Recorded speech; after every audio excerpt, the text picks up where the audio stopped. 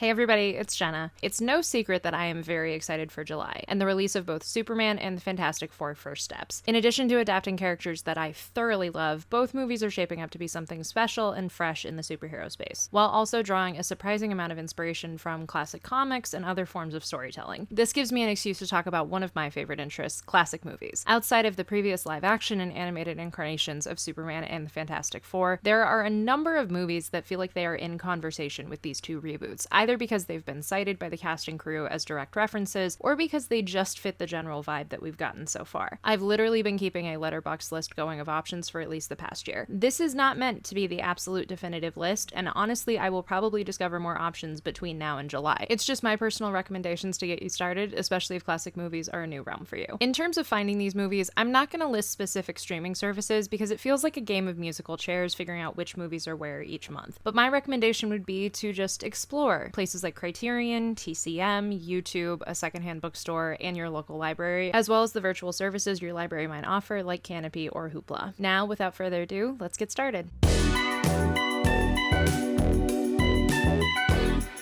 If you already watched my recent Superman trailer breakdown video, and I really hope that you did, it isn't news to you that Clark and Lois's dynamic is inspired by a number of very specific films. In an interview with ABC, David Cornsweet specifically cited the 1940 screwball comedy His Girl Friday for, quote, the rhythm, the patter, and the feeling of two people in love who really are an equal match for the other. Directed by Howard Hawks, the film centers around newspaper editor Walter Burns, played by Cary Grant, and his ex-wife and star reporter Hildy Johnson, played by Rosalind Russell. When Hildy announces her plans to marry a new man and leave the industry entirely, Walter gives her a story that he knows she can't pass up, and their efforts to report it result in a delightful comedy of errors. Hawks wanted His Girl Friday to break the record for the fastest dialogue recorded on screen at the time, and the movie definitely succeeds in its efforts, becoming a marathon of quick dialogue that often overlaps on each other. As Hawks later put it, quote, I had noticed that when people talk, they talk over one another, especially people who talk fast or who are arguing or describing something. So we wrote the dialogue in a way that made the beginning and ends of sentences unnecessary. They were therefore overlapping. That approach to dialogue is so clearly present in Clark and Lois's interview scene from the latest trailer, and I'm hoping for a similar sort of breakneck speed to the scenes at the Daily Planet as well. Hildy Johnson is also cited as one of the prototypes for Lois Lane when she initially debuted in the comics. In the same interview, Cornsweet also cited the work of screenwriter turned director Preston Sturges, and specifically his work's approach to, quote, longing romance and witty comedy. While Sturges was involved in a number of projects, I'm going to recommend two of my personal favorites, which he both wrote and directed. The first is 1941's Sullivan Travels, which follows comedy director John L. Sullivan, played by Joel McCrea, trying to get inspiration for an adaptation of Oh Brother, Where Art Thou? To do this, he plans to travel the country, essentially kayfabing as a homeless person, only for an aspiring actress known only as The Girl, played by Veronica Lake, to believe his ruse and join him across the country. The movie is undeniably a comedy, but it is also surprisingly emotional, both with its romance and just what it has to say about the power of film. There's one particular sequence about the latter topic that is still stuck in my head years later, and it feels extra fitting in preparation for the hopeful blockbusters that we're about to get. The second Sturges movie I'll recommend is 1942's The Palm Beach Story, which centers around a struggling married couple played by McCrea and Claudette Colbert. In an effort to raise money for his inventions, she hatches a plan to divorce him and remarry a rich man, and some genuinely bonkers events ensue from there. I am not even being hyperbolic when I say that, without spoiling anything, this movie has one of my favorite twist endings of all time. For First Steps, the only specific reference that we've gotten so far is 1968's 2001 A Space Odyssey, with director Matt Shakman telling Empire that the film uses miniatures and 60s camera lenses because, quote, I really wanted it to feel like it was made in 1965 the way Stanley Kubrick would have made it, within reason. In the absolute simplest terms, 2001 centers on a spaceflight to Jupiter that hopes to research a mysterious alien monolith. It is deservedly regarded to be one of the greatest movies of all time, with some massive and bombastic moments that you've definitely seen homaged in other media since then. It is also a technical marvel, so I personally love knowing that First Steps has a similar approach, even with a much lighter tone.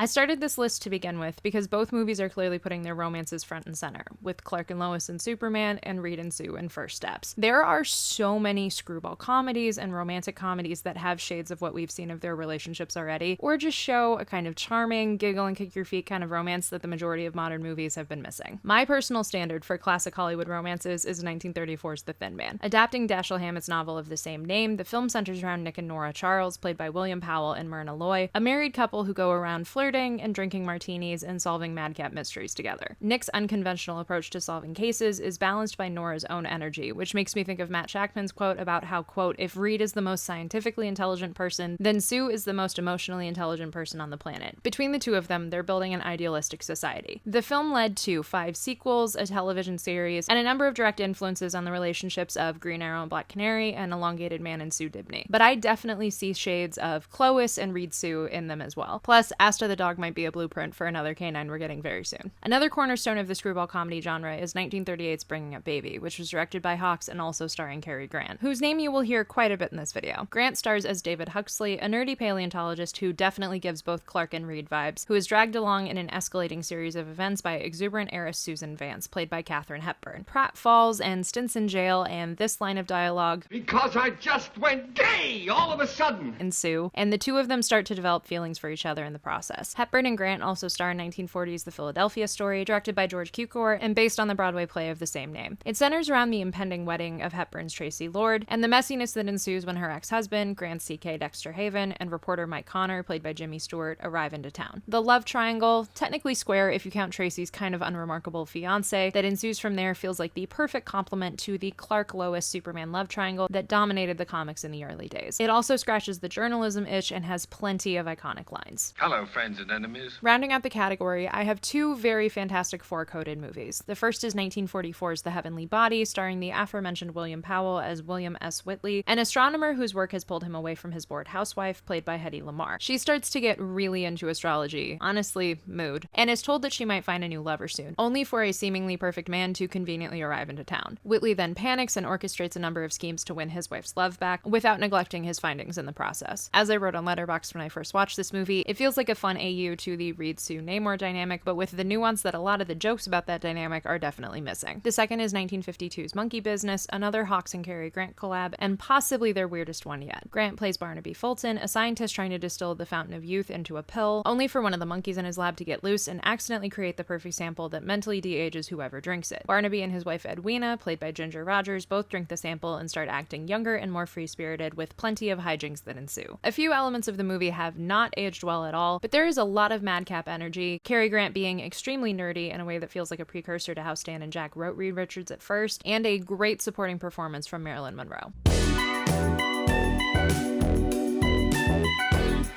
And finally, I can't talk about these 2 movies without recommending some sort of classic sci-fi. The first is one of the biggest surprises I've watched of this year so far, 1950's Destination Moon. The film took a very grounded scientific approach to depicting the specifics of space travel, something that was basically unprecedented at the time. It gets a surprising number of things right about how we ultimately went to the moon, despite being set practically a decade before, and it follows a ragtag group of 4 astronauts as they get there. It's definitely a little dry in parts, but it is still awe-inspiring and very impressively made, and it will definitely get you ready for the FF spaceflight. On the flip side, there's 1956's Forbidden Planet, which views space travel through a much more fantastical lens. It revolutionized a number of the tropes that we now take for granted in sci-fi movies, like hyperspeed space travel and distant planets, and is equal part a space colonization story and a very loose adaptation of Shakespeare's The Tempest. It is best known for Robbie the Robot, who is weird and kooky and occasionally kind of heartbreaking. If you have a feeling that you're going to fall in love with Herbie in First Steps, and why wouldn't you owe it to yourself to fall in love with Robbie first. And finally, there's 1966's Fantastic Voyage, about a Cold War-era team of scientists who embark on an unconventional mission, shrinking to microscopic size and entering the body of a scientist to help heal him. Yes, it's the precursor to Magic School Bus and Osmosis Jones, and the trope that you've seen time and time again in other media. It is a very trippy, very fun take on sci-fi travel, not unlike the FF's many trips into the negative zone, and it'll definitely get you into the very specific 60s sci-fi mindset. As far as Superman goes, just watch any classic Godzilla film, any of them really, although my personal favorites are any that have Manila in them. Are you excited for Superman and the Fantastic Four First Steps? Will you be checking out any of these movies beforehand? Share your thoughts in the comments below, and please don't forget to like, subscribe, and share with your friends if you haven't already done so. Merch is available at the link in the description. As always, you can find me on social media at Hey It's Jenna Lynn. Thank you all so much for watching, and as always, go read some comics and go watch some classic movies.